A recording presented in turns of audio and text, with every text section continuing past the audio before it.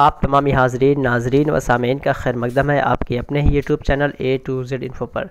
दोस्तों आज हम डिस्कस करेंगे कुछ इम्पोर्टेंट फैक्टर्स जो आपके रीट के हवाले से होंगे। राजस्थान जो टेट आपका होता है इसमें बहुत अच्छा अपॉर्चुनिटी है, यहाँ पे आप अपना करियर सेटअप कर सकते हैं। तो रीट का जो आपका पेपर होगा वहाँ भी 2 पेपर्स आपको होते हैं, फर्स्ट और सेकेंड। तो वहाँ भी आपको पैटर्न देखते हैं तो आपका सी टेट या अदर स्टेट्स के जो टीटी होते हैं उसी की तरह है। लैंग्वेज आपका जो होगा वो 30 क्वेश्चंस के आपके 2 लैंग्वेज होंगे, 30 प्लस आपके 30 के होंगे, जिसमें आपके 60 क्वेश्चंस लैंग्वेज के आएंगे। और ये फर्स्ट लैंग्वेज सेकेंड लैंग्वेज है, तो ये सभी के लिए यूज़फुल है। दोनों पेपर के बच्चे इसे देख सकते हैं। और लास्ट में कमेंट ज़रूर कीजिएगा कि वीडियो कैसा लगा, ताकि मैं फर्दर और भी इस पे वीडियोस बना सकूं, ताकि आपकी तैयारी अच्छी हो सके, मटेरियल्स वगैरह प्रोवाइड करा सकूं। तो चलिए स्टार्ट करते हैं। यहाँ से कुछ टेक्निकल टर्म्स होते हैं, ये सारे आपके सिलेबस से हैं, जो भी मैं डिस्कस कर रहा हूँ सिलेबस सा है। यहाँ पे फ़र्क थोड़ा होता है कि यहाँ पे जो नॉलेज बेस के क्वेश्चंस ज़्यादा आ जाते हैं आपके, यहाँ पे कुछ पेडागोजी के भी क्वेश्चंस होते हैं, नॉलेज बेस के भी क्वेश्चंस होते हैं, और यहाँ पे उर्दू अदब के क्वेश्चंस होते हैं, उर्दू कवायद के। तो ये सारी चीज़ें इसमें होती हैं और हम सारी चीज़ों को डिस्कस करते हुए चलेंगे। लेकिन अभी हम बेसिक फंडामेंटल को डिस्कस करने जा रहे हैं। अलामात के बारे में कुछ देखेंगे कि अलामात जो होते हैं उर्दू में उन्हें किस किस नाम से हम जानते हैं। पहला जो हमारा है वो तशदीद, यहाँ से हम स्टार्ट करेंगे। पहली बार चैनल पे आए तो चैनल को ज़रूर सब्सक्राइब करें, दोस्तों को शेयर करें। अगर आप रीट की प्रिपरेशन कर रहे हैं तो अपडेट है चैनल से, ताकि जो भी वीडियो अपलोड किया जाए उसका नोटिफिकेशन आपको पहले मिले और आप अपनी तैयारी सही डायरेक्शन में कर सकें। तो यहाँ पहले हम समझेंगे तशदीद। तशदीद क्या होता है? जिस हर्फ पर तशदीद लगाई जाती है वो हर्फ 2 बार बोला जाता है, जैसे टक्कर। तशदीद की अलामत कुछ इस तरह होती है, ठीक है। ये तशदीद हम लगाते हैं और जिस हर्फ पे ये लगा देते हैं उसको हम 2 बार पढ़ते हैं। इस तरह यहाँ पे टक कर, तो दोनों को मिला के हम क्या लिखते हैं? टक कर, ठीक है। तो इस तरह जिस पे लगा देते हैं उसको हम 2 बार इसको पढ़ते हैं। यहाँ पे मिसालें कुछ दी गई हैं, इसमें काफ को 2 बार बोला जाएगा, ठीक है। यानी टक्कर में टक कर ये आपका है, लेकिन मिला के इसको पढ़ा गया। तो यहाँ पे और मिसालें कुछ है, जैसे मुद्दत है, अच्छा है, बच्चा है, चक्कर, मच्छर, दब्बा, सच्ची, बच्ची, बिल्ली, रस्सी। ये कुछ एग्जाम्पल्स है आपके तशदीद के, जो आप देख ले ताकि आपको समझ में आ जाए। चलिए नेक्स्ट पॉइंट पे चलते हैं। नून गुन्ना। नून गुन्ना क्या होता है? उर्दू के अलामात में नून गुन्ना का भी काफ़ी इस्तेमाल होता है। पहले मैं बता दूँ, नून गुन्ना आपका नून ही की तरह होता है, ठीक है। और एक तो आपका इसमें नुक्ता, एक में नून होता है, या फिर नून गुन्ना। इन दोनों को हम समझेंगे क्या फ़र्क है इन दोनों में। बेसिकली हर्फ नून की आवाज़ ऐलानिया नहीं निकलती बल्कि नाक से बोली जाती है, उसको नून गुन्ना कहते हैं। यानी जो आवाज़ आपकी नाक से निकले, कहाँ से? नाक से निकले, उसे हम क्या बोलते हैं? नून गुन्ना बोलते हैं। एक तो होता है मान लेते हैं पानी, तो पानी में हम नाक से आवाज़ नहीं निकाल रहे तो इसको हम नून गुन्ना नहीं कह सकते। तो जो आवाज़ नाक से निकले उसको नून गुन्ना कहते हैं। लफ्ज़ के आखिर में नून गुन्ना आए तो उस पर नुक्ता नहीं लगाया जाता है, अगर लफ्ज़ के बीच में आए तो उस पर नुक्ता लगाकर जज़म बना देते हैं। दोनों की मिसाल देखेंगे, जिस तरह कहाँ, तो यहाँ पे लास्ट में अगर आया तो इस पर नुक्ता हम नहीं लगाते हैं, बगैर नुक्ता के इसको हम रखते हैं, ठीक है। लेकिन वही लफ्ज़ के बीच में अगर आता है तो उसे हम क्या करते हैं? उस पर नुक्ता लगाते हैं। जिस तरह यहाँ पे रंग है, अगर एक वर्ड है क्या? रंग, ठीक है। तो रंग पे नुक्ता तो है, लेकिन इसको हम ज़बर, ज़ेर और कसरा नहीं दे करके बल्कि इसको हम साकिन देते हैं। तो ये बात है, नुक्ते के साथ भी हो सकता है और बगैर नुक्ते के भी ये हो सकता है। चलिए अगला देखते हैं। तो ये मिसालें आप देख लें, यहाँ पे नून गुन्ना की जो मिसालें सारी दी हुई हैं, तो कहाँ, यहाँ, वहाँ, धुआं, खान, माँ, रंग, संग, चंद, बंद, हिंद, गंज। तो ये सारे जो है आपके नून गुन्ना के मिसाल हैं। व मारूफ क्या होता है? व मारूफ की अलामत, ठीक है, उल्टा पेश को कहते हैं। क्या बोलते हैं? उल्टा पेश। जिस तरह यहाँ पे है तो इस पर अगर ऐसा लगा देंगे तो ये व मारूफ की अलामत हो जाती है, ठीक है। इसमें इसको करते क्या है, यहाँ पे हम थोड़ा आवाज़ को खींच के पढ़ते हैं, ठीक है। खींच के, यहाँ पे हिंदी में एग्जांपल दिया हुआ है ऊ। हिंदी में 2 ऊ के अल्फाज होते हैं, हरूफ होते हैं। पहला तो आपका ये छोटा ऊ, बड़ा ऊ, ठीक है। इसमें हम आवाज़ नहीं खींचते हैं, इसमें आवाज़ नहीं खींचते हैं, आवाज़ इसमें खींचते हैं। इसमें आवाज़ हम खींच के पढ़ते हैं। तो यही बताया जा रहा है कि व मारूफ में जो है आवाज़ खींच के इसमें पढ़ी जाती है, जैसे ऊन, फूल, नून और धूप। ये आप रीड के अलावा भी और भी एग्ज़ाम्स के हवाले से आप देख सकते हैं, जहाँ कहीं भी उर्दू के क्वेश्चंस आते हैं वहाँ इसको आप बिल्कुल देख सकते हैं। अब लेकिन स्पेशली हम टारगेट करके अब चलेंगे, जो हमारा प्रिपरेशन होगा वो read Urdu language, read Urdu language हमारा टारगेट होगा। और कोशिश ये रहेगी कि आप बिल्कुल यहाँ पे 28 आप ला सकें, ठीक है, 28 आउट ऑफ 30 आप आराम से गेन कर सके, ये हमारा टारगेट रहेगा इसमें जो भी मटेरियल्स वगैरह होंगे सारी चीज़ों को। चलिए वाव मजहूल देख लेते हैं। वाव मजहूल की आवाज़ को कम खींच कर निकलती है, जैसे ये ओ यहाँ पे है ना, इसको ओ पढ़ते हैं, क्योंकि उर्दू और हिंदी को हम जोड़ कर समझेंगे तो आसानी होगी थोड़ा सी, इसी वजह से हम कहते हैं। इसमें ओ की आवाज़ निकलती है, जैसे कौन और गोल, ठीक है, गोल, इसमें क्या है, गो ओ, गो में कौन सी आवाज़ निकल रही है, ओ की आवाज़ निकल रही है, और यही बताया जा रहा है आपका कि वाव मजहूल में ओ की आवाज़ निकलती है तो वो वाव मारूफ, और अगर आवाज़ घूम के आए और देर तक उसको खींचा जाए तो वो वाव मारूफ होता है, जिस तरह धूप है, ठीक है। तो ये सारी चीज़ें हैं। चलिए नेक्स्ट पॉइंट पे आते हैं, या मारूफ। जिस तरह वाव मारूफ वाव मजहूल है, उसी तरह या मारूफ और या मजहूल भी है। इसको भी देख लेते हैं कि इन दोनों में बेसिकली क्या फ़र्क है। या मारूफ, मारूफ की अलामत खड़ा ज़ेर है, मारूफ की अलामत खड़ा ज़ेर है, इसकी आवाज़ खींच कर निकलती है, इसकी भी आवाज़ जो है खींच कर निकलती है, नीचे की जानिब आवाज़ खींच कर निकलती है। जैसे यहाँ पे देखते हैं ई आपको दिख रहा है ना, ई आवाज़ खींच कर निकलती है, इसकी आवाज़ खींच कर निकलती है। अगर हम देखें तो हम कह सकते हैं जिस तरह जीत है, जीत, ठीक है, जीत हो जाएगा, और आपका मीट हो जाएगा, मीट को ले सकते हैं। इस तरह की और बहुत सारी मिसालें आप ले सकते हैं। तो ये सारी मिसालें आपकी किस में हो जाएंगी, किसकी हो जाएंगी, या मारूफ की। अगला जो हमारा है इसी का या मजहूल, उसकी आवाज़ कम खींच कर निकलती है, जैसे यानी इसमें आवाज़ें कम खींची जाती है। इस तरह खेत है, मेल है, ठेल है, ढेल है, तो इसमें आवाज़ें खींचने की ज़रूरत नहीं है। अगर खील बोलेंगे तो ये आपका या मारूफ में चला जाएगा, खेल बोलेंगे तो या मजहूल में चला जाएगा, मेट बोलेंगे तो या मजहूल में चला जाएगा, और मीट बोलेंगे तो या मारूफ में चला जाएगा। और ऐसे नहीं है कि हम खेल को खील बोल दें मारूफ बनाने के लिए, ऐसे भी आप नहीं कर सकते, बल्कि जो जिस हर्फ की जो हकीकत है उसे उसी हकीकत पे हम रखेंगे और सिर्फ समझेंगे कि इसमें कौन सा या है, या मारूफ या मजहूल। चलिए अब देखते हैं या लैन। या लैन क्या होता है, इसमें या की आवाज़ चौड़ी हो जाती है, जैसे थैला मैला, थैला मैला में आपको दिख रहा होगा जैसे यहाँ पे क्या हो रहा है, यहाँ पे हम आवाज़ को जो है थोड़ा चौड़ा करके निकाल लें, थैला मैला। तो ये मिसालें आप किसकी हो जाएंगी, आपकी या लैन। अगला जो है या मखलूत, इसमें या लिखी जाती है। या मखलूत का मतलब क्या होता है, या लिखी जाती है, वो इससे पहले हर्फ में मिल जाती है, मतलब लिखने में तो आएगा लेकिन उसका अपना कोई फुल्ली एग्जिस्टेंस नहीं है, यानी वो तने तनहा ऐसा नहीं है कि उसकी शनाख्त बहुत ज़्यादा हमको मिल पाएगी, बल्कि उसका पहले वाले हर्फ से मिलाप हो जाता है। मान लेते हैं ये लिख रहे हैं हम प्यार, ठीक है, तो ये पा जो है ये इसको इसको शामिल कर ले रहा है कि इसको या को, तो ये दोनों मिल करके इस्तेमाल होते हैं, उसको बोलते हैं या मखलूत। मखलूत के माने होता है मिलना, ठीक है, मखलूत के माने क्या है, मिलना, तो इसमें चीज़ें मिल जाती हैं। नेक्स्ट देखते हैं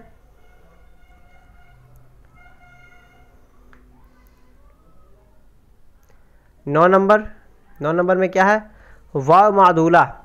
वाव मादूला किसे कहते हैं, जिन लफ्ज़ों में वाव लिखा तो जाता है लेकिन पढ़ने में नहीं आता है, उसको क्या बोलते हैं, वाव मादूला कहते हैं, ठीक है। और आवाज़ उसकी नहीं निकलती है, लफ्ज़ तलफ़ुज़ में वो आवाज़ पेश में भी नहीं आती है। मान लीजिए वाव मादूला, ऐसा वाव जो लिखने में तो आए लेकिन पढ़ने में ना आए, उसको हम क्या बोलेंगे, वाव मादूला, ठीक है, वाव मादूला। इस तरह खुश है, खुशामद, या ख़ानदा, खुदी, खुद, हालांकि ये लग क्या रहा है, खुश को जो आपका जो प्रोनाउंसिएशन या उच्चारण तलफ़ुज़ आपका जो यहाँ पे हो रहा है, खुश, आपका यही काम कर रहा है, लेकिन आपको लिखना इस तरह पड़ेगा, खुशामद इस तरह लिखना पड़ेगा, ख़ानदा इस तरह लिखना पड़ेगा, ये अल्फाज को ऐसे ही लिखना पड़ेगा, तभी वो जाके आपके अल्फाज सही होंगे, लेकिन पढ़ा वो जाएगा बगैर वाव के, ठीक है,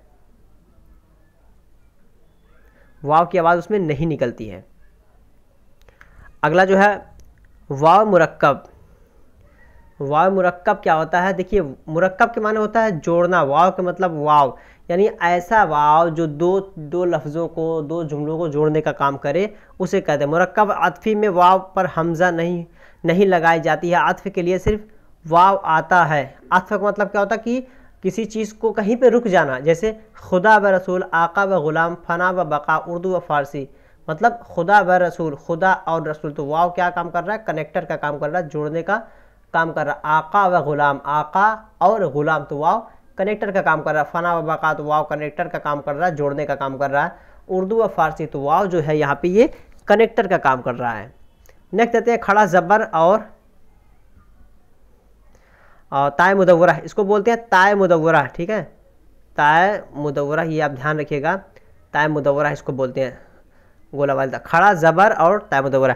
ऐसे लफ्ज़ जिनमें अलिफ लिखा नहीं जाता मगर पढ़ा जाता है और पहचान के लिए उस पर खड़ा ज़बर लगा देते हैं, जैसे इस्माइल, इसमें मीम के बाद अलिफ लिखा नहीं गया है, मीम के बाद अलिफ लिखा नहीं गया है, लेकिन ये खड़ा लगा देने से वो अलिफ का काम पूरा कर जाता है, बल्कि इस पर खड़ा ज़बर लगा दिया गया है, जैसे रहमान, इसहाक, लिहाजा, ज़कात, ठीक है, सलात।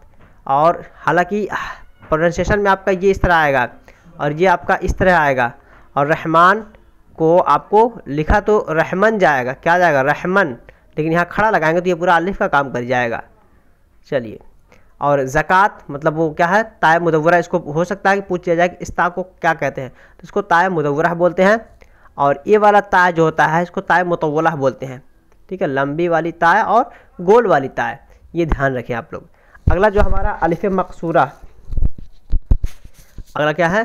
अलिफ़ मकसूरा। अलिफ़ मकसूरा क्या होता है? ऐसे लफ्ज़ जिनके आखिर में या आती है, ऐसा लफ्ज़ जिसके आखिर में या आए उस पर अलिफ़ लगा देते हैं, फिर या की आवाज़ अलिफ़ से बदल जाती है। इस तरह अलिफ़ की आवाज़ जैसे ली से ला, ठीक है, या से या, मिसाल लैला, सलमा, मौला, आला, मूसा। तो यहाँ पे हम क्या करते हैं? खड़ा लगा देते हैं एक तरह का, ठीक है। मान लीजिए ऐसे अगर हम खड़ा इस पर नहीं लगाएंगे तो क्या हो जाएगा? लैली, लेकिन इस पर खड़ा लगाएंगे तो ये अलिफ़ मकसूरा, ठीक है, अलिफ़ मकसूरा इसको कहते हैं, खड़ा लगा के जब किसी या को हम अलिफ में तब्दील करते हैं। ऐसे लफ्ज़ जिनके आखिर में या आता है तो उस पर अलिफ लगा देते हैं, अलिफ मतलब वही अलिफ खड़ा वाला, ये लगा देंगे तो वो आपका पूरा अलिफ का काम कर जाएगा। ये आप ध्यान रखें, अलिफ मकसूरा से मिसालें दी जा सकती हैं और पूछा जा सकता है, तनवीन से मिसालें दी जा सकती है और पूछा जा सकता है ये क्या है अलामत बेसे, क्योंकि ये आपके सिलेबस का पार्ट है, इसी वजह से मैं बेसिक से अभी चल रहा हूँ। और इस तरह के आपके पेडागोजी के भी क्वेश्चंस कराए जाएंगे, प्लस आपके उर्दू कवायद के भी कराए जाएंगे, उर्दू लिटरेचर के। ओवरऑल पूरा आपका यहाँ पे 30 क्वेश्चंस आपके जो हैं 30 के आपके दोनों लैंग्वेज, दोनों पेपर के दो लैंग्वेज करके यहाँ पे आपका जो है 120 क्वेश्चंस पूरा कवर हो जाएगा, 120 क्वेश्चन, ठीक है, इस तरह करके। तनवीन, तनवीन को देखते हैं। लफ्ज़ के आखिरी हर्फ पर 2 ज़बर 2 ज़ेर पेश लगाने पर अन इन उनकी आवाज़ आती है, उसे तनवीन कहते हैं। यानी लफ्ज़ के अगर आखिरी हर्फ पर अगर हम हरकत दे, 2 ज़बर या 2 ज़ेर या 2 पेश, इसको तनवीन बोलते हैं। मिसाल देख सकते हैं आप, फ़ौरन, मसलन, रहमतिन, ठीक है, अशरफुन, अगला क्या है? अशरफुन। ये मिसालें जो आपकी क्या हो जाएंगी? ये मिसालें आपकी जो सब हैं वो तनवीन की हो जाएंगी। अगला जाते हैं, देखते हैं हरूफ शमसी और हरूफ कमरी के फ़वाइद क्या हैं, उसमें अलिफ लाम का कहाँ पे इस्तेमाल होता है, कहाँ पे अलिफ लाम नहीं पढ़ा जाता, ये समझने वाली बात है, इसे आप ज़रूर देखें ध्यान से। हरूफ शमसी, जिन हरूफ से पहले अलिफ लाम आता है तो लाम तलफ़ुज़ में शामिल नहीं होता। हरूफ शमसी से पहले अगर अलिफ लाम आए तो उस लाम का तलफ़ुज़ नहीं होगा। और हरूफ शमसी आपके 14 है, ये आप नंबर्स आप देख सकते हैं, मतलब आप इसको नोट भी कर सकते हैं। सवाल यहाँ से बन जाता है कि इनमें से कौन सा हरूफ शमसी नहीं है या इनमें से कौन सा हरूफ कमरी नहीं है, ये सवाल बन जाते हैं, तो इसे आप जहन नशीन रखें, ठीक है। और यहाँ पे ये ध्यान रखना है कि जिन हरूफ से पहले अलिफ लाम तो आता है लेकिन लाम तलफ़ुज़ में शामिल नहीं होता है, वो हरूफ शमसी कहलाते हैं। जैसे अत्तौबा, क्या है? अत्तौबा, यहाँ पे अलिफ और लाम है लेकिन यहाँ पे लाम की आवाज़ नहीं आ रही, डायरेक्ट आपको ता की आवाज़ यहाँ पे आ रही है, तो ये आपका हरूफ शमसी के तहत ऐसा होता है। हरूफ कमरी क्या है? ऐसे हरूफ जिनसे पहले अगर अलिफ लाम आए तो लाम तलफ़ुज़ में शामिल हो। इसमें क्या है, लाम शामिल ना हो, और इसमें क्या है, शामिल हो। ये बेसिक फ़र्क है। हुर्फ़ क़मरी के यहाँ पे हुरूफ हैं, इसे आप देख लीजिए, ठीक है, इसको आप याद कर लें। दोनों के अंदर कौन कौन सी किस्में, उसे आप ज़रूर याद रखें, ठीक है। यहाँ पे क्या है, इस पर अलिफ लाम हम पढ़ेंगे, इससे अल कबीर, अल कबीर, ठीक है। तो अलिफ लाम है, बट यहाँ लाम को पढ़ा जा रहा है। क्या किया जा रहा है, लाम को पढ़ा जा रहा है। तो ये खासियत है, हुर्फ़ क़मरी में लाम को पढ़ा जाता है, और हुर्फ़ शम्सी में लाम का तलफ़ुज़ नहीं होता है। अल कबीर, अल मजीद, अल बिंत, अल फ़क़ीर, ये सारे अल्फाज हैं। रस्मुल ख़त के बारे में देख लेते हैं। रस्मुल ख़त, ठीक है, पहले यहाँ पे हम थोड़ा समझेंगे इसको, रस्मुल ख़त क्या होता है और रस्मुल ख़त में कितने किस्में हैं, ठीक है। किसी ज़बान की तहरीर को रस्मुल ख़त कहते हैं। रस्मुल ख़त ही उस ज़बान की पहचान होती है। तो किसी ज़बान की जो तहरीर होती है उसको हम रस्मुल ख़त कहते हैं, और वही उस ज़बान की पहचान होती है। उसके अलावा अभी इसको हम नहीं पढ़ेंगे। और फिर इसकी जो किस्में हैं रस्मुल ख़त की, वो 3 किस्में हैं। इसे आप देख लें, रस्मुल ख़त की 3 किस्में हैं। ख़त्ते नस्ख़ है, ख़त्ते नस्तालिक है, ख़त्ते शिकस्ता, ये 3 किस्में हैं। और तीनों का इस्तेमाल किस किस ज़बान में होता है ये भी देख लें तो अच्छा है, ठीक है। ख़त्ते नस्ख़ यह अरबी ज़बान का एक ख़त है, यानी अरबी ज़बान का ये ख़त है जिसे इब्ने मक़लह ने ईजाद किया था। ये दाएँ से बाएँ तिरछे हरूफ में लिखा जाता है। दायरे छोटे होते हैं। कुरान मजीद भी ख़त्ते नस्ख़ में है। ये सवाल बन सकता है कि कुरान मजीद कौन से ख़त में है, तो ख़त्ते नस्ख़ में कुरान मजीद आपका लिखा हुआ है, ये देख लें। और दूसरा जो आपका ख़त्ते नस्तालिक, अमीर अली तबरेज़ी इस ख़त के मौजूद हैं। यह फ़ारसी रस्मुल ख़त है जो ईरान में वजूद में आया, जिसके दायरे खुशनुमा होते हैं। इस ख़त में भी कई ख़त शामिल हैं, ठीक है। तो ये अमूमन ख़त्ते नस्तालिक जो है फ़ारसी के लिए इस्तेमाल किया जाता है। तो इसके मौजूद के बारे में आप देख सकते हैं, अमीर अली तबरेज़ी इस ख़त के मौजूद हैं, और ये फ़ारसी रस्मुल ख़त के लिए इसका इस्तेमाल किया जाता है। अगर पूछा जाए कि फ़ारसी रस्मुल ख़त के लिए कौन सा रस्मुल ख़त इस्तेमाल किया जाता है, तो ख़त्ते नस्तालिक। अरबी के लिए ख़त्ते नस्ख़, फ़ारसी के लिए ख़त्ते नस्तालिक, ये ध्यान रखें। ख़त्ते शिकस्ता क्या होता है, ख़त्ते शिकस्ता क्या है, हुरात के हाकिम मुर्तज़ा कुली ख़ान ने इस ख़त की ईजाद की। इसके दायरे टूटे हुए होते हैं, इसलिए कि जल्दी से जल्दी लिखा जा सके, वक्त की बचत हो जाए, ठीक है। तो ये आपका 3 किस्में हैं। और दीगर खतूत, इसके अलावा बहुत सारी खतूत हैं, स्क्रिप्ट्स हैं, रस्मुल ख़त हैं। वो क्या होते हैं, ख़त और भी है जो ख़त्ताती के मराकिज़ में तलबा को सिखाए जाते हैं। डेकोरेटिव ख़त मंदरजा झेल हैं, ये सारे खतूत हैं, ठीक है। तो इस पर आपको ध्यान नहीं देना है। तो खतूत क्या होते हैं, आपका जो स्क्रिप्ट होता है उसे कहते हैं। तो ये कुछ बेसिक टर्म्स हैं जिन्हें आपको समझना काफ़ी ज़रूरी है। अगर आप उर्दू को अपना लैंग्वेज ऑप्ट कर रहे हैं तो यहाँ से आप अच्छा खासा नंबर बचा सकते हैं। और मेरा टारगेट है कि आपको 30 में से 28 आए। इस पर कुछ मटेरियल्स भी बनाया जाएगा। तो अगर वीडियो अच्छा लगा हो तो ज़रूर आप कमेंट बॉक्स में कमेंट करें। आपको टेलीग्राम का लिंक मिल जाएगा, वहाँ से आप ज्वाइन हो सकते हैं, ताकि जो भी लाइव सेशन हो या फिर और दीगर चीज़ें हो वहाँ से मैं अपडेट करूँ तो आपको वो मिल सके। और मेरे वेबसाइट का लिंक मिल जाएगा, वहाँ भी आप जा सकते हैं। वहाँ पर मैं इसके क्वेश्चंस डालते रहूँगा ताकि आप आसानी से पा सकें। और फिर आप मुझे व्हाट्सअप कर सकते हैं, ठीक है। मटेरियल वगैरह अगर आपको चाहिएगा तो इस पर व्हाट्सअप कर सकते 9839742161, ठीक है। ये मेरा व्हाट्सअप नंबर है, इस पर आप व्हाट्सअप करें, ठीक है। चलिए फिर मिलते हैं नेक्स्ट वीडियो में, तब तक के लिए हैव अ नाइस डे, अल्लाह हाफिज़, टेक केयर।